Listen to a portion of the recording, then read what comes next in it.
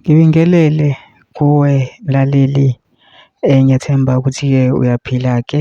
Mina-ke nje engizocela kuwe-ke lana-ke ukuthi-ke mawukuthi-ke usamusha-ke kulona-ke ikhasi-ke leli-ke kusukela-ke manje-ke ongakwenza-ke nje ukuthi ungixhase-ke ucindezele-ke ibhathini usubscribe nje akubizi imali kumahhala nje ukhiphe nesenti-ke elimnyama-ke futhi ukwazi ukuthi uqhubeke uthole nezinye-ke iy'ndaba-ke ezintsha-ke nje engizoloku ngikufakela zona-ke kulona-ke ikhasi-ke leli-ke kusukela-ke manje-ke. Ukuze zingakuphutshi lezo y'ndaba ongenza njengamanje ungabe ucindezela-ke ibhathini usubscribe njengamanje-ke. Udaba kulethele lona-ke namhlanje-ke laphana-ke lithi-ke ufuna-ke izimpendulo umndeni wengane ebulewe isesikoleni okuthiwa ishayiswe umalume ohlehlele phezu kwayo. UPhiwe Kuhle Qophela oneminyaka engu-5 ofunda e-Orissa Primary School ushone kabuhlungu nangendlela engaqondakali.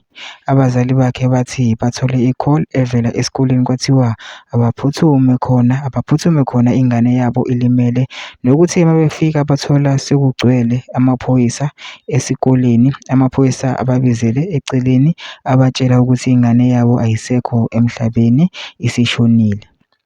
Babese becela ukuyibona nangempela bayibona bathola ukuthi inemihuzuko iphuma amagwebu ngomlomo. Mabebuza ukuthi ishayiswe ubani ingane, akekho ofuna ukuphumela obala, bathi umalume uhlehlele phezu kwayo. Abanye bachaza okunye, bachaza izinto ezingafani. Abazali bengane bakhungathekile ngoba namanje bathi abazi ukuthi ingane ibulewe kanjani. Lesi sigameko senzeke eThekwini-ke eMlazi.